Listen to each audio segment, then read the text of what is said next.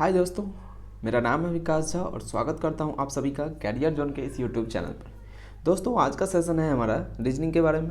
दोस्तों, इससे पहले हमने रीजनिंग का 2 टॉपिक कंप्लीट कर चुका है। कौन कौन सा? एक तो था कोडिंग डिकोडिंग और दूसरा कौन सा था? हमने पढ़ा था कैलेंडर।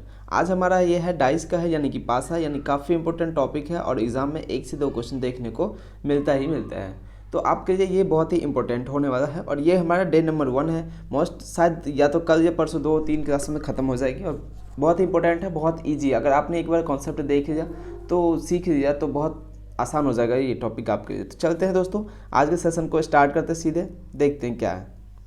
देखो, पहला क्या है, मतलब कुछ पॉइंट है, इंपॉर्टेंट पॉइंट को हम डिस्कस कर देते हैं, आपको बता देता हूँ जिससे आपको याद रहेगा। देखो, पासा यानी कि घन या घनाभ के आकार का होता है। 3D आकार के शेप का होता है पासा।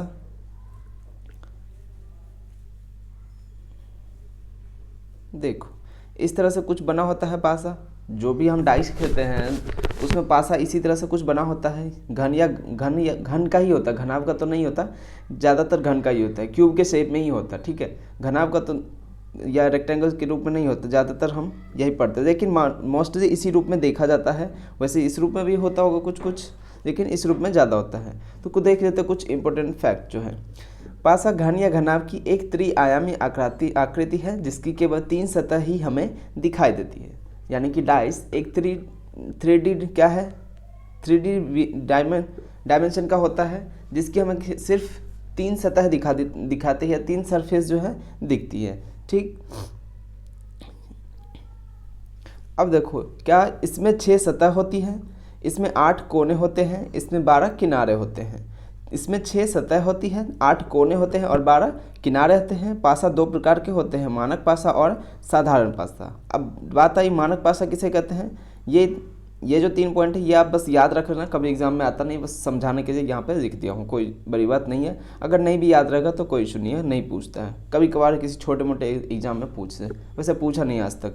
मानक पासा, देखो मानक पासा क्या होता है, ऐसा पासा जिसकी किन्हीं भी 2 विपरीत सतह का योग 7 होता है, मानक पासा कहा जाता है। यानी कि 2 अपोजिट साइड का जो योग होगा, 2 या अपोजिट साइड यानी 2 विपरीत सतह का योग जो होगा क्या होगा, 7 होगा, तो क्या कहलाएगा, मानक पासा कहलाएगा। देखो, अब ये देखो 2 है, 2 का विपरीत साइड में क्या लिखेंगे जिससे कि 7 योग बन जाए, और वो 7 होगा तभी वो मानक पासा कहलाएगा।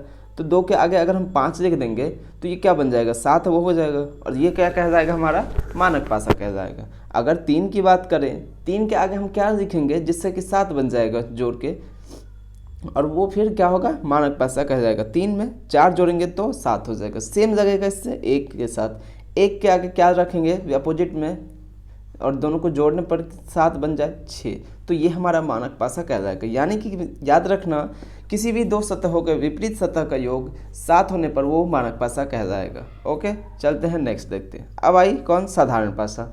साधारण पासा क्या कहता है, ऐसा पासा जिसकी पास की सतह का योग 7 हो जाए, साधारण पासा कह जाता है। ऐसा पासा यानी कि डाइस जिसकी पास यानी कि 2 साथ में जो आपको सरफेस दिखता है उसका योग कितना हो जाना चाहिए, 7 हो जाना चाहिए। अगर ऐसा होता है तो वो क्या हो जाएगा, फिर साधारण पासा हो जाएगा। जैसे देखो, यहाँ पे एक डाइस दिया है हमने,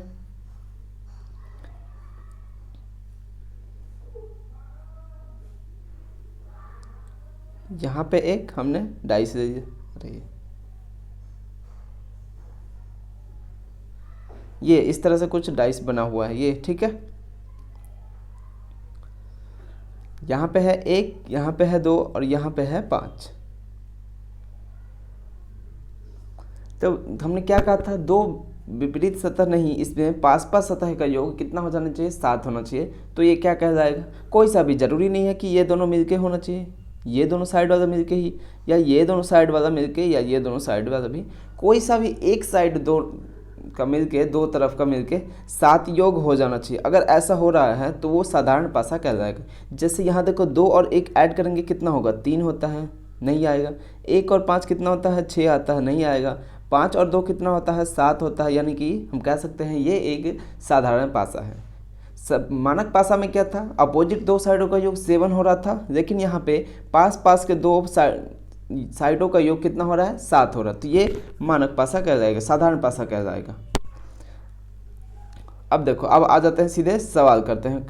क्या दिया गया है, टाइप 1। टाइप 1 करते हैं, जब 2 पासे दिए गए, जब आपको पास 2 पासा दिया गया हो, जब कभी, ये नोट है, आप इसको याद रखना, ठीक है। ये चीज़ डिज़ाइन बहुत ज़रूरी है, ये आप हमेशा याद रखना, नोट बना देना, आपको काम देगा। जब कभी किसी भी सतह पर कोई अंक एक बार जैसा ना हो तो ऐसी स्थिति में सामने वाली सारी संख्याएं विपरीत अंक बन जाएगी। जब किसी सतह पर कोई भी एक जैसा अंक ना हो तो ऐसी सतह स्थिति में सामने वाली सारी संख्याएं विपरीत बन, मतलब कि क्या कहना चाहिए, देखो ये क्या है, पासा है, 1 है, 2 है, 3 है, ठीक है। इसके सामने कोई भी ऐसा नंबर है जो कि रिपीट हो रहा है, 1 2 3, इसमें कहीं पे भी है क्या, नहीं है ना, कहीं भी 1 2 3 सेम संख्या तो नहीं है, एक जैसा नंबर, ये पहला पासा है और ये दूसरा पासा है। पहले पासा के जो नंबर दिए गए थे वो सेम का सेम दूसरे पासे पे कहीं भी नहीं है, नहीं है ना। यहाँ पे 1 2 3 है पहले पासे पे नंबर, और दूसरे पासे पे क्या है, 4 5 6 नंबर है। तो हम कह सकते हैं 1 का विपरीत क्या हो जाएगा, 4 5 और 6। 2 का विपरीत क्या हो जाएगा, 4 5 और 6। 3 का विपरीत क्या हो जाएगा, 3 का विपरीत भी क्या हो जाएगा, 4 5 6। क्योंकि हम कह नहीं सकते, दोनों चीज़ें अलग अलग हैं। यहाँ पे हमारे पास 3 है, विपरीत हमें इन तीनों का निकालना है, लेकिन सामने में कोई भी चीज़ या जो नंबर है एक जैसा नहीं है, तो इसके सामने जितने भी हैं सब के सब इसके विपरीत अंक हो जाएंगे, यानी कि ऑपोजिट अंक हो जाएंगे। देखो सेम चीज़ ये लिखा हुआ है, 1 का विपरीत अपोजिट क्या होगा, 4 5 6। 2 का अपोजिट क्या होगा, 4 5 6। 3 का भी अपोजिट क्या होगा, 4 5 6। याद रखना, जब 2 पासा दिया गया हो आपको, और जब पहले पासा पर दिया गया नंबर दूसरे पासा पर नहीं दिया गया कोई भी एक समान एक जैसा नंबर, तो क्या कहेंगे, जो भी सामने वाला पासा होगा ये सभी का विपरीत हो जाएगा। 1 का भी विपरीत तीनों होंगे, 2 का भी विपरीत तीनों होगा, 3 का भी विपरीत तीनों हो जाएगा। याद रहेगा ये चीज़ें। नेक्स्ट है रूल नंबर 2, जब 2 अंक कॉमन हो तो ऐसी स्थिति में बचे हुए शेष अंक एक दूसरे के विपरीत हो जाएंगे। जब 2 अंक कॉमन हो जाए, जब 2 अंक कॉमन होगा तो ऐसी स्थिति में जो बचेगा वही क्या होगा, बचे हुए अंकों का विपरीत अंक हो जाएगा जो जिसके सामने होगा। देखो ये 4 यहाँ भी है, 4 यहाँ भी है, 6 यहाँ पे है, 6 यहाँ पे है। तो देखो 4 चला गया, 6 चला गया, अब बचा क्या, 1।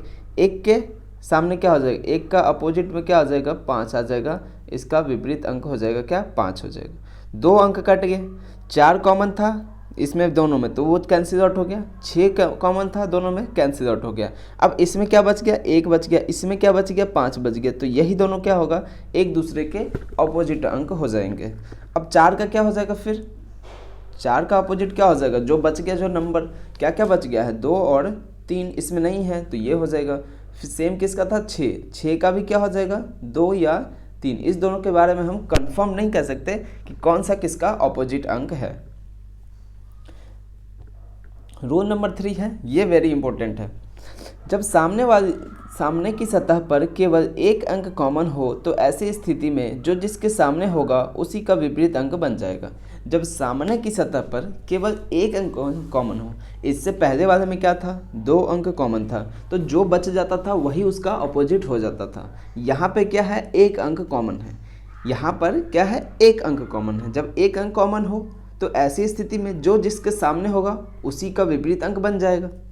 देखो उदाहरण के साथ में दिए हैं, जैसे 1 है, 5 है, 4 है, इधर दूसरे वाले में कितना है, 3 5 और 2, 5 और 5 दोनों में कॉमन है, 5 और 5 दोनों में कॉमन है। तो अब 1 बचा है इधर और 4 बचा है, तो इसको हम हमेशा नोट करना। देखो नोट करने का तरीका हमेशा याद रखना, पहले वाले पासे को एक साइड लिखना इधर, जैसे कि अपने पास क्या था, 5 कॉमन था, 5 लिख दिए। चलो क्या बचा है, 1 बचा है, और इधर पहले वाले में 4 बचा है, 1 बचा है, 4 बचा है, और तीसरा कौन सा था, 5 था। तो अब इधर देखो, वैसे आप ना एक चीज़ और करो, चलो अच्छा वो क्लॉक वाला अगले दिखाऊंगा। साइड में देखना पासा, एक साइड वाला पासा फर्स्ट का एक साइड नंबर लिखो और सेकंड पासे का नंबर एक साइड लिखो। याद रहेगा ये चीज़, कन्फ्यूज मत होना, अदरवाइज आप दिक्कत हो सकती है। या तो आप ऐसे भी लिख सकते हो 1 4 5 ऐसे करके भी लिख सकते हो, ठीक है, और पहले वाले का ये हो जाएगा और दूसरे वाले का यहाँ आ जाएगा। या फिर आप ऐसे हॉरिजॉन्टल में लिखो, वर्टिकल लिखो एक जैसा, या फिर हॉरिजॉन्टल लिखो। देखो तो 1 5 यहाँ पे 1 4 5 इस वाले से आ गया, और इसमें कौन सा था 5 से 5 था, यहाँ तो 5 के जगह पे 5 आ जाएगा। चलो ये कट गया था, 5 से 5 कट गया था। अब 1 का कौन सा अपोजिट आएगा, 1 का अपोजिट 3 हो जाएगा और 4 का 2 हो जाएगा। क्यों, क्योंकि ऐसा लिखा गया है क्या, एक अंक कॉमन होगा तो ऐसी स्थिति में जो जिसके सामने होगा उसी का विपरीत अंक बन जाएगा। तो 1 के सामने देखो सेम साइड पे कौन है, 3 है। याद रखना साइड भी ध्यान होना चाहिए, 1 के सेम साइड पे 3 है, 4 वाले साइड पे कौन है, 2 है। तो अब देखो 1 हो गया, 2 हो गया, 3 हो गया, 4 हो गया, तो अब क्या आ जाएगा, 5 हो जाएगा। अब अगला क्या आ जाएगा, 5 5 और सॉरी सब हो गया, 6 बचा हुआ है। तो 5 का अब क्या आ जाएगा, 6 हो जाएगा। 5 का विपरीत अंक क्या हो जाएगा, 6 हो जाएगा। बस आप ध्यान रखना दोस्तों, आप चाहो तो ऐसे लिख दो 1 4 5, 5 के सामने 5 था, कैंसिल आउट हुआ था, तो 5 से हम इसको कैंसिल कर दिए हैं। या फिर ऐसे लिखना, जो कैंसिल आउट होगा ना उसी से शुरुआत करो, जो 5 1 और 4, ठीक है। देखो 5 5 चला गया, उसके बाद 1 और 4, 5 से 5 काट दोगे। अब देखो 1 यहाँ पे है, इसके सेम साइड वाले पे कौन है, अपोजिट में कौन है, सेम साइड वाले पे 3 हो जाएगा। और 4 वाले के सेम साइड पे दूसरे पासे में कौन है, 2 है। अब सारे नंबर आ गए, एक मात्र 6 बचा हुआ है, वही क्या होगा इसका, 5 का 6 अपोजिट होगा, 1 का 3 होगा, 4 का 2 अपोजिट हो जाएगा। बस लिखने का तरीका, या तो आप हॉरिजॉन्टली रख लो पासे की वैल्यू, या फिर वर्टिकल रख लो पासे की वैल्यू, ठीक है। उम्मीद करूँगा आपको चीज़ें समझ आई होगी। चौथा प्रश्न है दोस्तों, रूल नंबर 4 है, जब कभी किसी पासे में 2 स्थिति दी गई हो तथा उसमें किसी विपरीत सतह या किसी भी अलग अलग सतह पर कोई एक अंक समान हो, यानी कि आपके पास 2 पासा दिया हो गया होगा इस तरह से,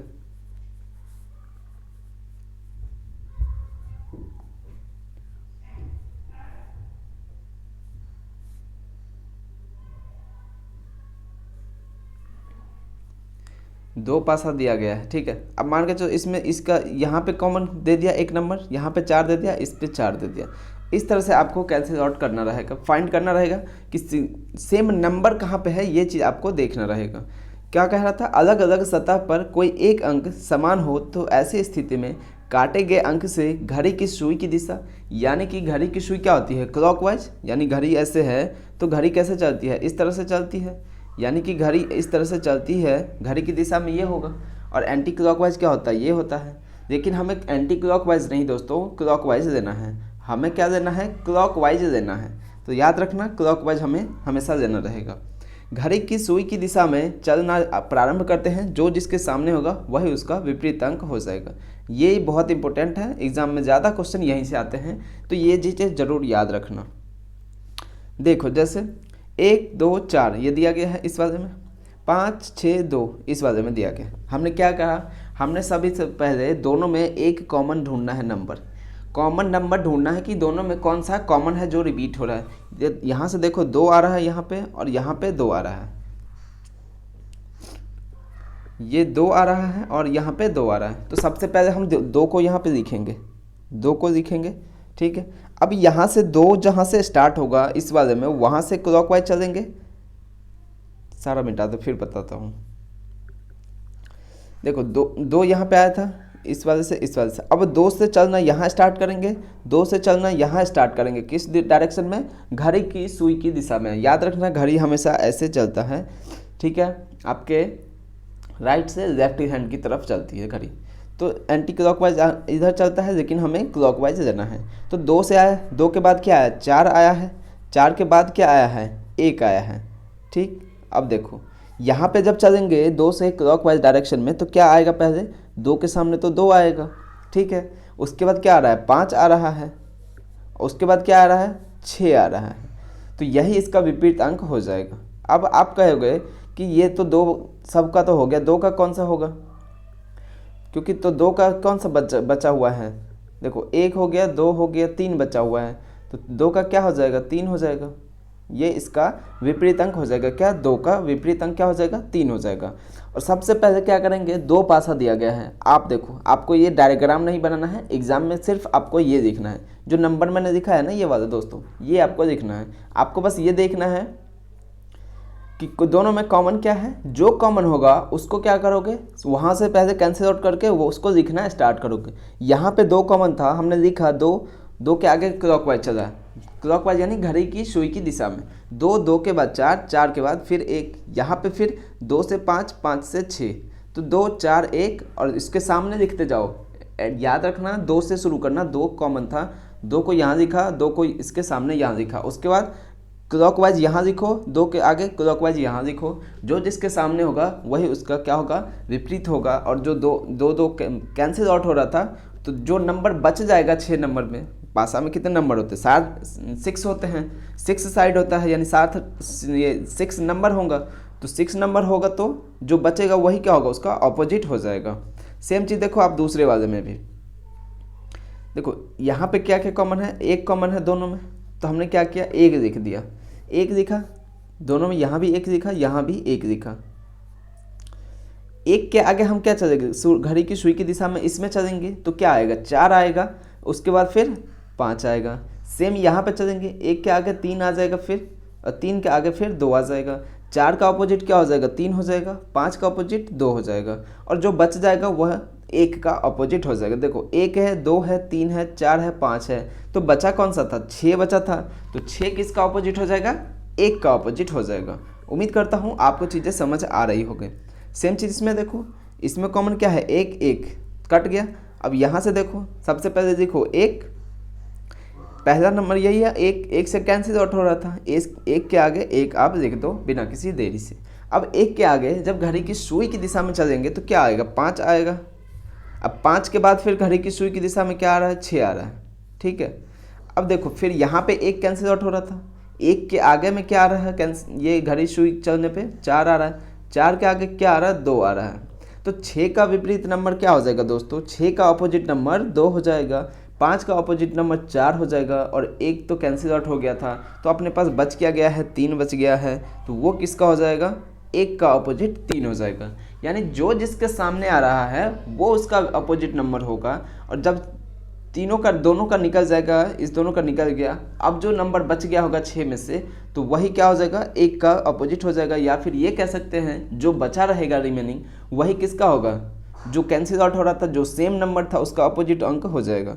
तो उम्मीद करता हूं दोस्तों आपको चीज़ें समझ आई होगी, यहाँ से सीखने को मिला होगा। आज की क्लास को यहीं रखते हैं, मिलेंगे तब तक कल के वीडियो में। अभी हमारी फिर मैथ की भी क्लास है और रीजनिंग की भी क्लासेस, जीके की भी क्लासेस है।